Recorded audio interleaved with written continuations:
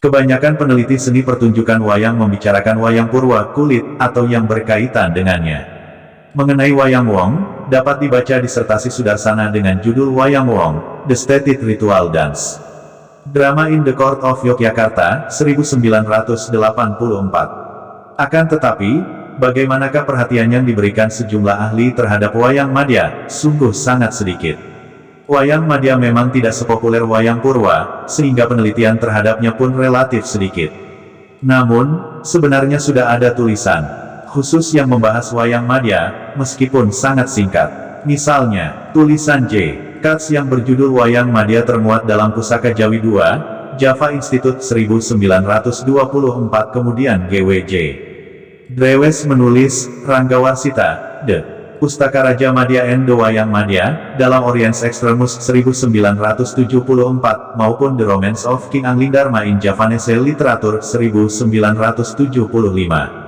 Claire Holt dalam bukunya Art in Indonesia, Continuities and Change, 1967. James R. Brandon, ed. dalam bukunya On Thrones of Gold, Tri Javanese. Sado Place 1970. Tim ahli Museum Sonobudoyo menyusun brosur pameran wayang madya koleksi Museum Sonobudoyo Yogyakarta 1985. Sementara, Pigeaud 1967 memberi uraian tentang wayang madya sebagai berikut. The Wayang Madya Plays were written by order of Prince Mangkunegara IV of Surakarta. Probably Tanda Kusuma was the author of most of them. They shall fill the gap in time existing in the Surakarta scholars' opinion between the end of the Pandawa cycle and the beginning of the Gedok cycle. A set of wayang puppets, in some respects different from those belonging to the other cycles, were made at the Prince order. The wayang madya never become popular, though, even in Surakarta. The idea of filling the gap by means of a wayang madya appealed also to other Javanese playwrights, namely the obscure authors of popular Yogyakarta plays mentioned by Mun's informants. The Mangkunegaran Wayang Madya Pakem was published in the 30s by Balai Pustaka in Batavia. Pigeaud 1967 banding 250-251, Behren 1990 banding 151. Dari kitab-kitab di atas dapatlah dikatakan bahwa bentuk wayang madya adalah perpaduan antara wayang purwa kulit dengan wayang gedok. Bagian atas sampai tengah mengambil bentuk wayang purwa, sedangkan bagian tengah ke bawah mengambil bentuk wayang gedok. Said, 1981 banding 34. Sumber bahan, wayang madya pun menjadi jembatan yang menghubungkan bahan lakon kedua tradisi wayang tersebut. Jika wayang purwa mengambil cerita dewa-dewa sampai keluarga Pandawa dan wayang gedok mengambil cerita Panji dari Jenggala dengan Puteri Kediri Uhlenbeck, 1964 banding 140-141, maka wayang madya mengambil cerita para cucu Pandawa sampai menjelang Panji. Brandon, 1970 banding 8-9. Dapat pula cerita sejak peristiwa wafatnya Prabu Yudayana sampai masa Prabu Jayalengkara naik tahta tahun 785 Saka 1052 Saka 5388 SM 5071 SM. Bahwa wayang madya adalah semua jenis wayang yang diciptakan sesudah adanya wayang purwa sampai zaman berakhirnya masa penjajahan Belanda di Indonesia pada tahun 1945, yang lakon ceritanya bersumberkan dari babat tanah Jawa. Wayang madya, menurutnya meliputi, baik wayang gedok, wayang klitik, wayang menak golek menak maupun wayang dupara. Serat Pustaka Raja, baik Serat Pustaka Raja Purwa, Serat Pustaka Raja Madya, Serat Pustaka Raja Antara, dan Serat Pustaka Raja Wasana. Berdasarkan sejarah kelahirannya, semula bahan lakon wayang madya adalah Serat Pustaka Raja Madya dan Serat Witaradia. Namun, mengingat, wayang madya menceritakan peristiwa setelah Prabu Parikesit di Payana, sampai periode Kediri Victoria M. Clara van Groenendael, 1987 banding 8, maka bahan lakon wayang madya dapat diperluas dan diperkaya dengan sumber bahan lain, misalnya, Serat Dharmasarana, Serat Yudayana, Serat Sariwahana, Serat Purusangkara, Serat Partakaraja, Serat Aji Dharma, Serat Aji Pamasa, Serat Witaradia, Serat Purwanyana, Serat Bandawasa, Serat Dewata Cengkar, Serat Widayaka maupun Serat Daneswara. Bahkan dapat diperkaya dengan sejumlah teks yang merupakan versi dan variasi di sekitar teks-teks Pustaka Raja Madya di atas. Misalnya, Pustaka Raja Madya 1, I3, 3, 4, 5, 6, 7, 8, IX, 14, 17, Serat Mayangkara, Serat Raden Darmamaya Jumeneng Nataing. Seganten Kidul, Serat Astradharma, Serat Madya Sang Aprabu Yudayaka ing Kediri, Serat Merusupatma, Serat Pustaka Raja 7, IX, X, 12, 13, 15. Pakem Madya 1, Pakem Madya Warna-Warni 2, Pakem Madya Warna-Warni 3, Pancadriya, Kintaka Maharana Prabu Gendrayana, Prabu Yudayaka, Prabu Yudayana 1 Pustaka Raja Madya 6, Jumenengipun Prabu Gendrayana ing Purwacarita, Pustaka Raja Puwara, Serat Jayabaya, Pakem. Ringgit Madya 22 Lampahan. Budayana 1, 2, 3, 4, dan 5, Serat. Budayana, Sariwahana, Serat Matnyanaparta, Serat Pakem Ringgit Purwa. Pakem Wayang Purwa, Punika Serat Lampahan Ringgit Purwa. Serat Pakem, Ringgit Purwa, Serat Pakem Ringgit Purwa, Jilid 2, Yudayana Jumeneng Ratu. Petikan Serat Pakem Ringgit Madya Lampahan Jayamijaya, Nancy K. Florida, Vol. I. 2, 3, dan 4 Girardet, 1983, dan Behren, 1990, Tejo Wirawan, 1995/2. Dari uraian di atas, maka dapat dikatakan bahwa kedudukan Serat Dharmasarana adalah terletak pada bagian akhir dari urutan teks-teks di dalam Serat Pustaka Raja Purwa dan terletak pada bagian awal di dalam urutan teks-teks Wayang Madya Pustaka Raja Madya. C. Lakon-lakon dalam pertunjukan Wayang Madya. Dari serat-serat teks-teks Pustaka Raja Madya yang mengandung lakon Wayang Madya, antara lain, Serat Pakem Madya yang memuat lakon, yakni 1. Sri Gendrayana Murka, 2. Sudarsana Sraya, 3. Yaksa Kumara, 4. Sudarsana Pidana, 5. Babat Mamenang, Pelem Lali Jiwa, 6. Pelem Cipta Rasa, 7. Tejalengkara, Muksa, 8. Kijing Nirmala, 9. Tribakna, 10. Sora Acana, 11. Lintang Karahaton, 12. Narpati Brata, 13. Narpaswala, 14. Ajidharma, 15. Anglidharma Lahir, 16. Narasinga Murka, 17. Simakombang, Simawulung, 18. Kitiran Mancawarna, 19. Sari Baswara, Dewi Setiawati Lembu Tumangan, 20. Kidang Mas, 21. Putra Nirmala Girardet, 1983/285-286. Serat Pakem Madya Warna-Warni 2 memuat lakon, 1. Canda Sangara, 2. Kedap Wisesa, 3. Senaraja Wiwaha, 4. Madrim Sraya, 5. Mendas Raya, 6. Madrim Puhara, 7. Wasindrajala, 8. Kandaliseta, 9. Paksi Jiwa Yaksa, 10. Bane Japati, 11. Kapi Kaladewa Girardet, 1983/288-289. Serat Pakem Madya Warna-Warni 3 memuat lakon, 1. Masturi Murka, 2. Setia Ubaya, 3. Pancawarna, 4. Triupaya, 5. Anglidharma Muksana, 6. Prabu Gandakusuma, 7. Kalawisaya, 8. Wiraja Puwara, 9. Endang Daruki, 10. Cakranggana Cakranggini, 11. Manik Astagina, 12. Cundamani, 13. Cundaka Jantur, 14. Mantri Nirmala, 15.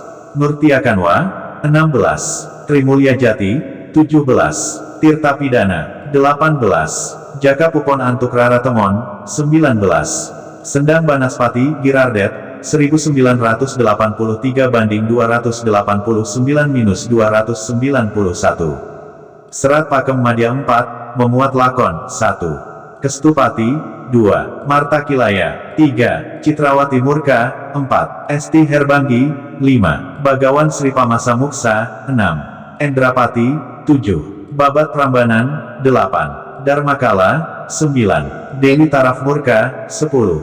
Sendang Gandamana, 11. Babat Wanangamarta, 12. Kidang Kencana, 13. Karkati Kencana, 14. Raden Dewandaru Murka, 15. Marganasraya, 16. Pancatnyana Murca, 17. Sapta Prandana, 18. Dewa Raja Balila, 19. Sekar Wijaya Kusuma, 20.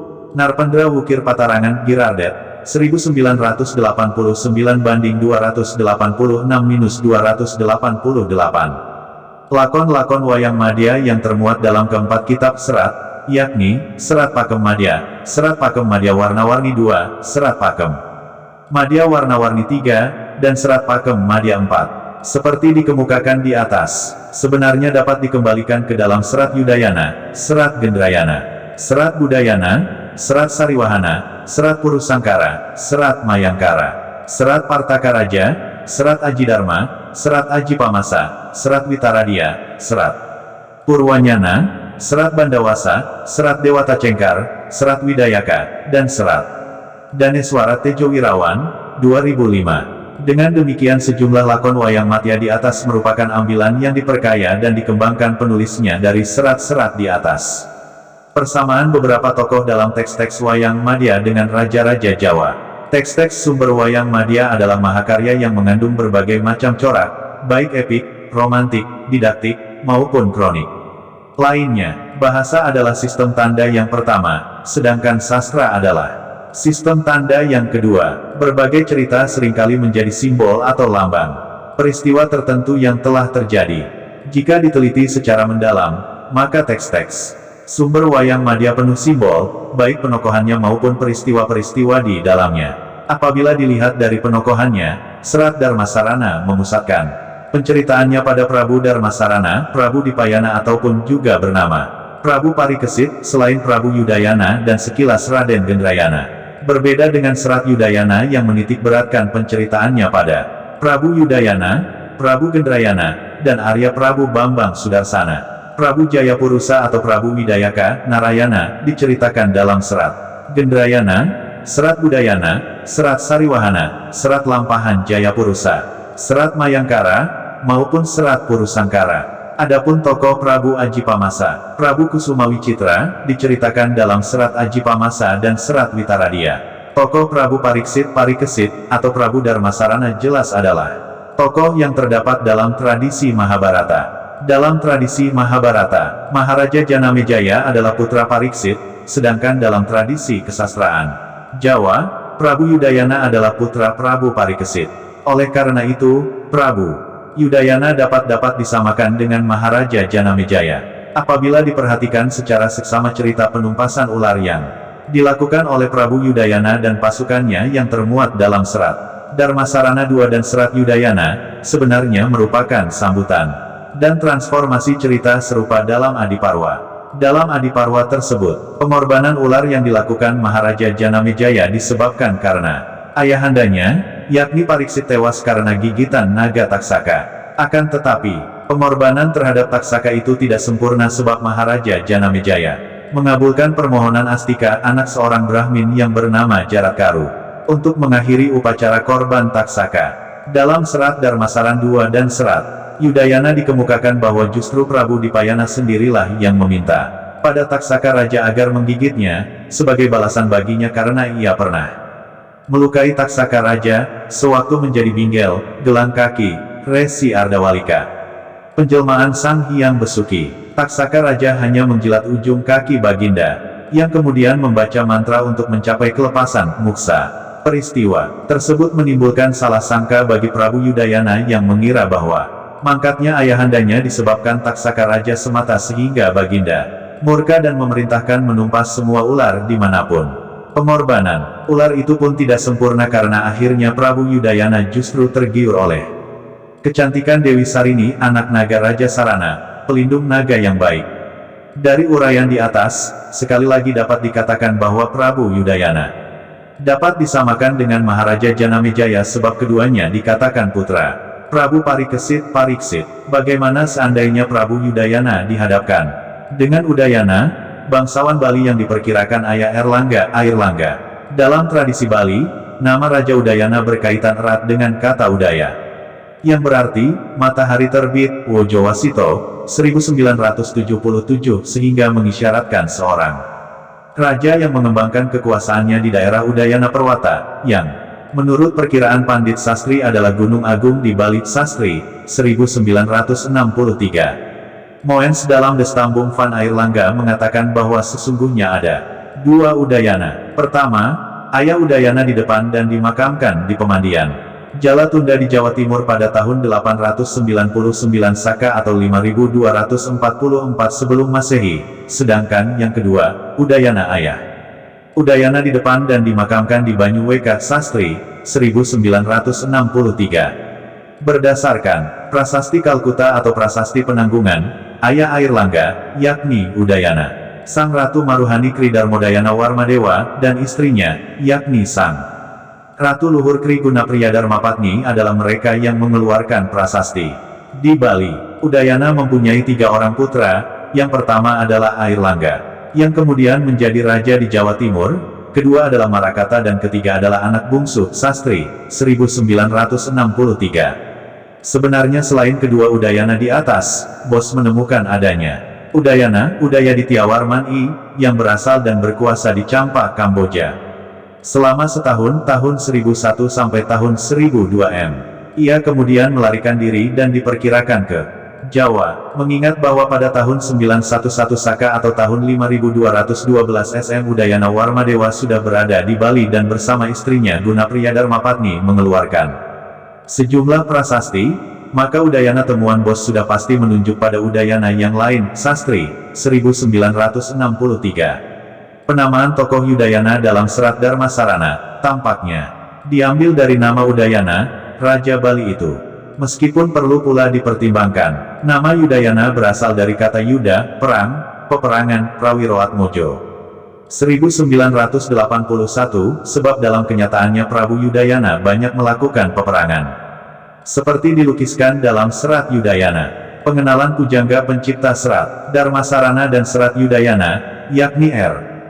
Ranggawarsita akan Udayana, dapatlah diterima, mengingat Ranggawarsita adalah seorang pujangga Jawa yang memiliki wawasan ilmu pengetahuan yang sangat luas, baik yang diperolehnya dengan mempelajari sejumlah literatur ataupun yang didapatkannya sewaktu melakukan pengembaraan untuk menimba dan menambah ilmu ke berbagai perguruan di Jawa dan Bali.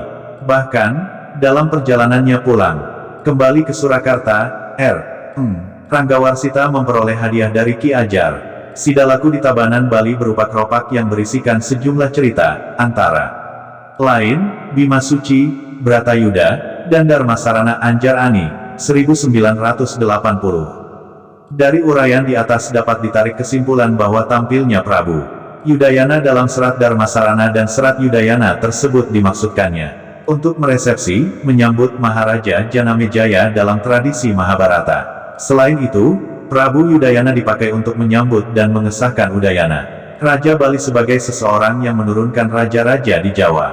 Dalam serat Dharmasarana dan serat Udayana diterangkan bahwa Prabu Gendrayana adalah putra Prabu Yudayana. Berdasarkan tradisi Bali, Airlangga adalah putra Udayana. Udayana kiranya dapat disamakan dengan Prabu Yudayana. Dalam serat Udayana dijelaskan bahwa Brahmana Kresnawasu dari Ngawu-awu berkunjung ke Ngastina menghadap Prabu Gendrayana dan meramalkan bahwa putra Baginda kelak titisan Sang Hyang Wisnumurti. Dia bernama Prabu Aji Jayabaya dan akan menguasai tanah Jawa.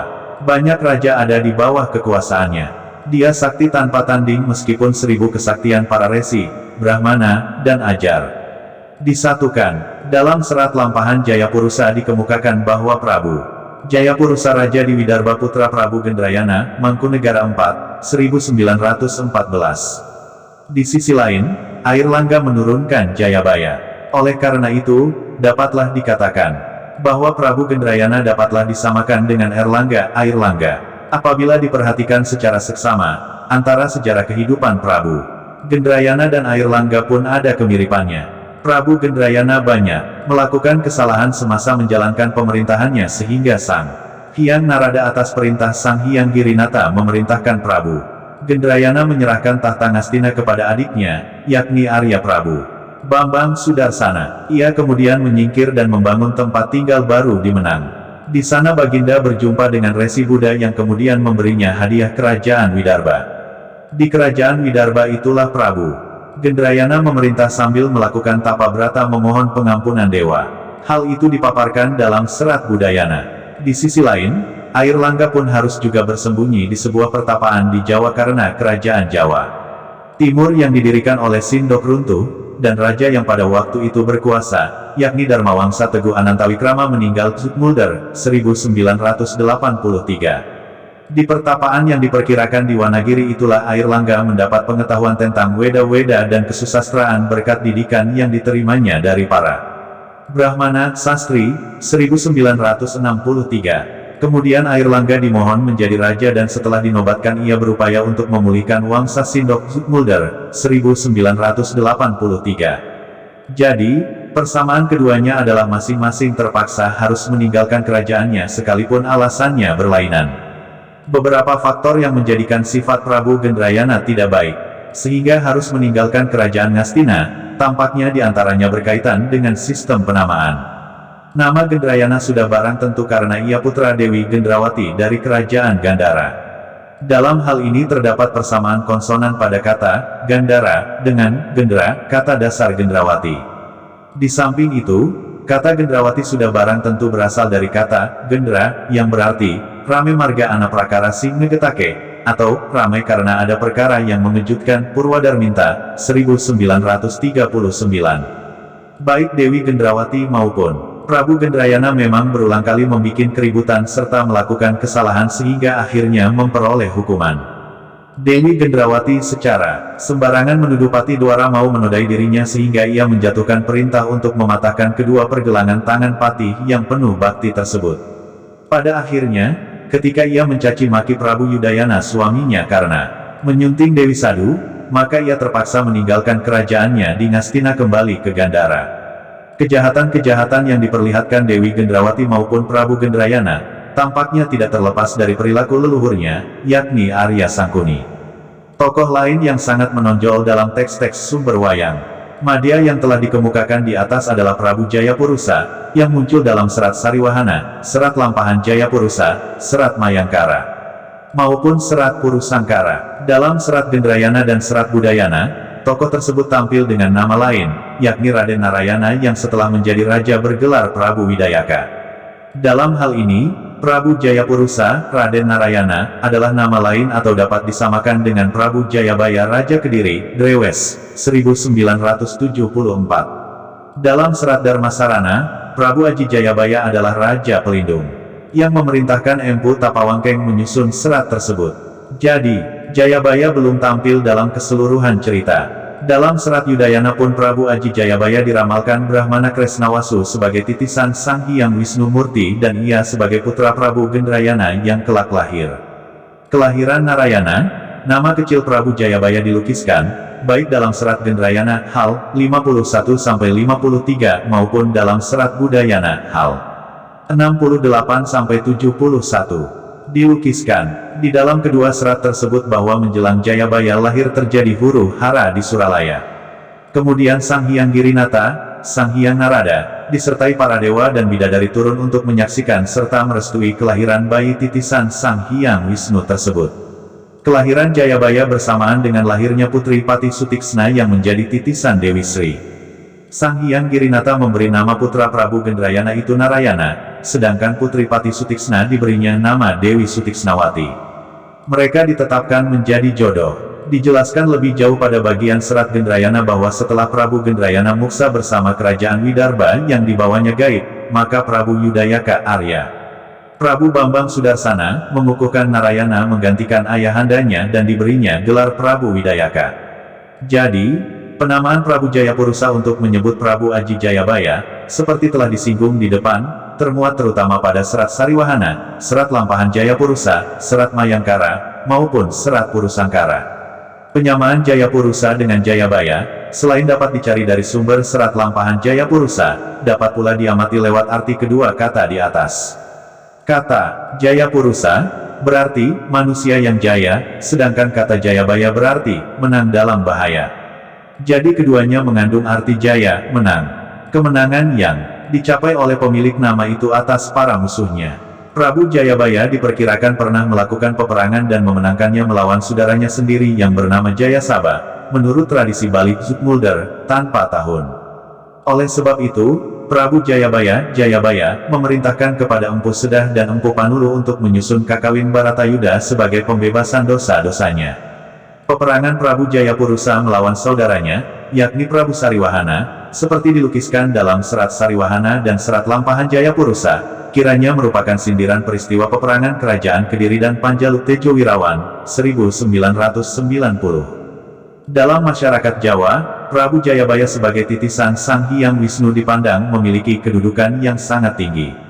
Prabu Jayabaya adalah seorang raja besar yang adil lagi bijaksana, ahli dalam tata pemerintahan, ahli seni sastra, yang selalu jaya di medan perang, dan ia pun juga seorang peramalulung. Oleh sebab itu, sebagai peringatan baginya, di Desa Menang, Pagu, Kediri, didirikanlah monumen spiritual yang megah bernama Pusat Wilayah Petilasan Sang Prabu Sri Aji Joyoboyo Yudhoyono, 1984. Dari uraian di atas, sekali lagi dapat dikatakan bahwa ada persamaan beberapa tokoh dalam teks-teks sumber wayang Madya dengan raja-raja Jawa. Dalam hal ini tokoh Prabu Yudayana dapat disamakan dengan Maharaja Janamejaya dalam tradisi Mahabharata, dan dapat pula disamakan dengan Udayana, ayah Airlangga dalam tradisi Bali.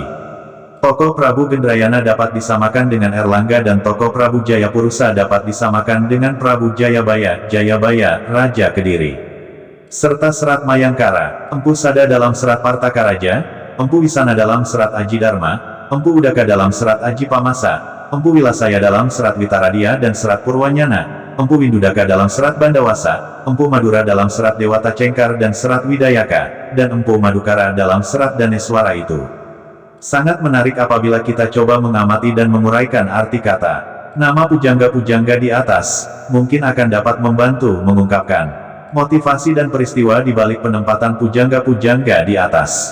Penamaan Empu Tapawangkeng dalam serat Dharmasarana di atas, secara etimologis berasal dari kata tapa dan wangkeng. Kata tapa berarti cegah, luwe, bosen, inter, 1880 banding 197, atau tapa, bertapa, Prawiro Atmojo, 1981 banding 237, dan wangkeng yang tidak dijumpai dalam sejumlah kamus, tetapi dalam bahasa Jawa dialek. Temanggung berarti, kuat keras dalam pendirian.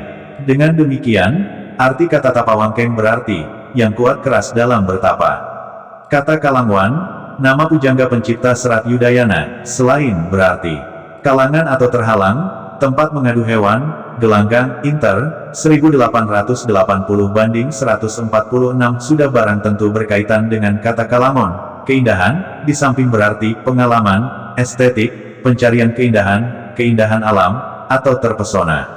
Oleh keindahan, Zoetmulder, 1995 banding 568-569, atau pemandangan yang indah, tempat yang menyenangkan, Wojowasito, 1977. Kemudian kata Mandara, nama pengarang serat Budayana, selain berarti, berhias, bersolek, Prawiro Atmojo. 1981 banding 328 Purwadarminta, 1939 banding 289 agar menjadi cantik atau indah tampaknya berkaitan pula dengan Gunung Mandara, gunung yang terdapat dalam tradisi Mahabharata bagian pertama, yakni Adiparwa Zoetmulder, 1958. 1995, 643, kata Sidungkara, nama pujangga serat Sariwahana, serat Purusangkara maupun serat Mayangkara berasal dari kata Sindu yang berarti air, sungai, inter, 1880 banding 209. Prawiro Atmojo, 1981 banding 196 Purwadarminta, 1939 banding 563. Dalam buku Rangsang Tuban Patmosusastro, 1908 yang memiliki keistimewaan, yakni penamaan penokohan serta lokasi penceritaannya mengandung unsur air, di dalamnya pun tampil nama Prabu Sindupati sebagai raja di Tuban. Di dalam serat Dharmasarana, muncul Batara Sindungkara, Dewa Buaya yang memberikan ilmu kepada Prabu Darmasarana Prabu Dipayana agar dapat menguasai binatang air. Di samping itu, apabila diperhatikan di sebelah barat Jalan Sindunegaran di Bumi Yogyakarta, terdapat Sungai Kaliwinanga yang nantinya bermuara di Laut Selatan. Boleh jadi, kata Sindu di atas diambil dari bahasa Jawa kuno Sindu yang juga berarti air, sungai, laut. Zoetmulder, 1995-1094. Kata Sada, nama pujangga Serat Partakaraja berarti musim yang ke-12 sekitar bulan Mei-Juni. Purwadarminta, 1937-537. Prawiro Atmojo, 1981-156. Kata Wisana, nama pujangga Serat Ajidharma berarti akhir, penghabisan, kesudahan. Purwadarminta, 1939-665. Kata Udaka, nama pengarang Serat Aji Pamasa, berkaitan pula dengan air atau mata air Inter, 1880-23. Prawiro Atmojo, 1981. 288 Purwadarminta, 1939-434. Zoetmulder, 1995-1316. Kata Wilasaya, nama pujangga Serat Witaradia dan Serat Purwanyana kemungkinan berkaitan erat dengan kata wilasa yang berarti bersenang-senang, menghibur hati, bermain-main. Permainan, Prawiro Atmojo, 1981-321. Purwadarminta, 1939-663. Zoetmulder, 1995-1434.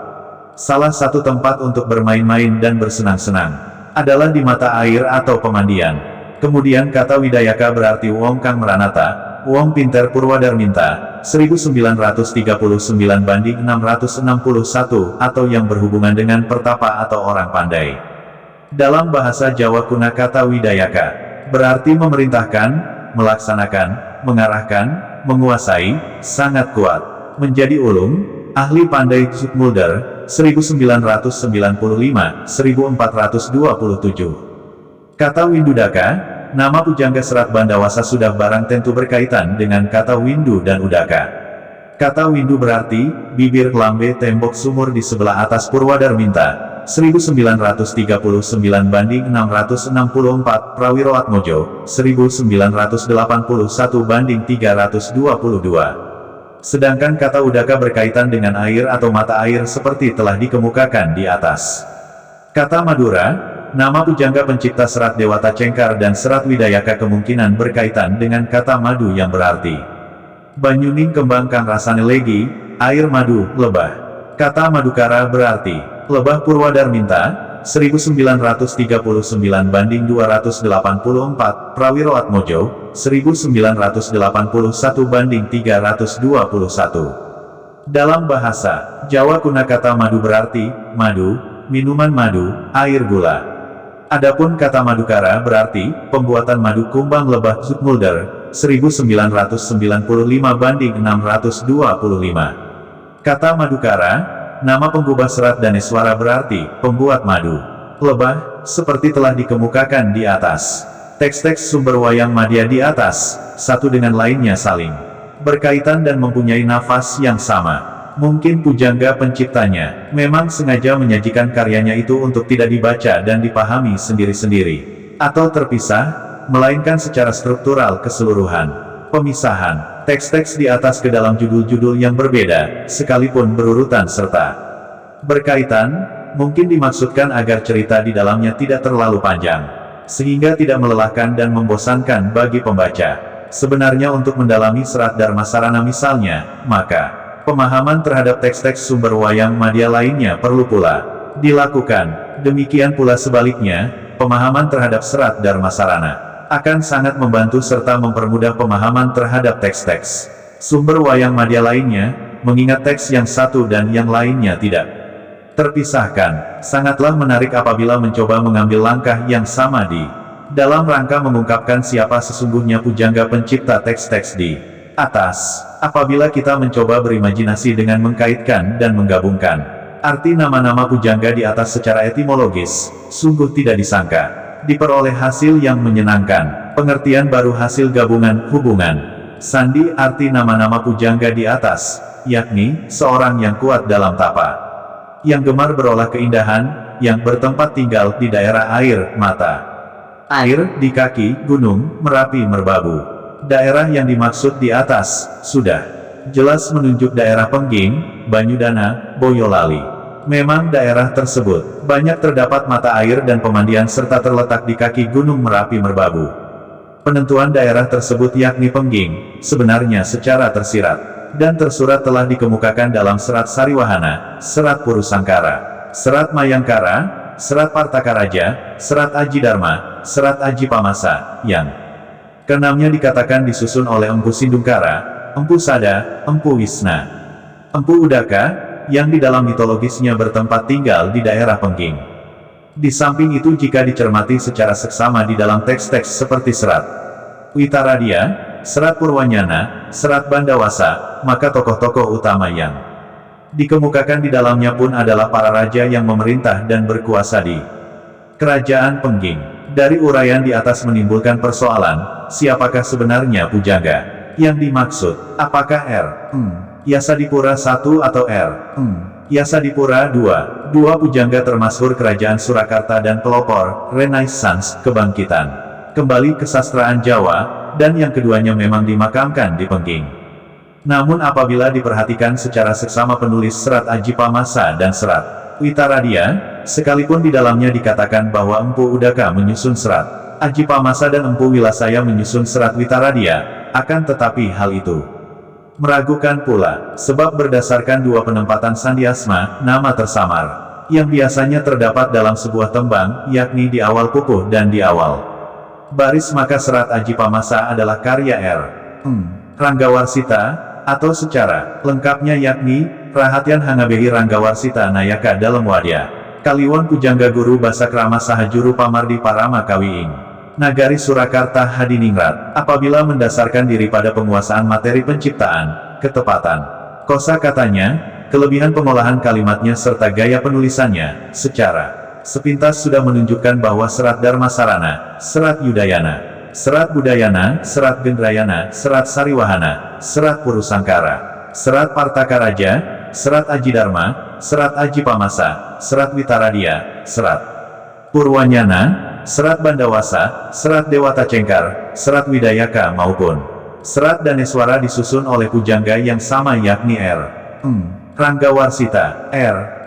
Ranggawarsita adalah seorang pujangga yang sangat mahir menyusun karya sastra bertembang, tetapi ia pun diakui oleh Ras 1985 sebagai seorang penulis prosa yang bermutu, meskipun masih dalam kawasan sastra klasik. Dari uraian di atas menimbulkan pertanyaan, mengapa penamaan Tapawangkeng, Kalangwan, Mandara, Sindungkara, Udaka, Wilasaya, Windudaka, Madura, Madukara dapat menunjukkan daerah Pengging, Banyudana, Boyolali dan Ranggawarsita. Dalam hal ini jawabannya bahwa Ranggawarsita sengaja memitoskan, mengangkat serta menempatkan daerah Pengging seolah-olah sebagai pusat tata pemerintahan atas tanah Jawa sesudah Kediri, meskipun dalam kenyataannya tidaklah demikian. Hal itu dilakukan Ranggawarsita sebagai tanda bukti bakti cintanya pada leluhurnya antara lain, yakni Pangeran Handayaningrat dan Sultan Hadiwijaya, Mas Karebet, Jaka Tingkir, yang berasal dari Pengging, maupun kakeknya yakni Yasadipura I dan Yasadipura II yang dimakamkan pula di Pengging. Teks-teks sumber wayang madya beserta nama-nama pujangga di dalamnya secara struktural keseluruhan menunjukkan ciri penulisan yang sangat khas. Gejala-gejala, fenomena-fenomena penulisan seperti itu betul-betul langka dan hampir tidak terdapat dalam sejarah penulisan kesastraan Jawa. Apabila pendekatan etimologis sandi, yang justru lahir karena adanya penulisan teks-teks sumber wayang madya yang sangat khas di atas adalah langkah yang benar di dalam membedah di balik nama pujangga-pujangga di atas, maka kiranya pendekatan ini dapat dipertimbangkan untuk memahami sebagian pembaharuan dalam tradisi penulisan kesastraan Jawa yang dikemukakan oleh pujangga besar Ranggawarsita.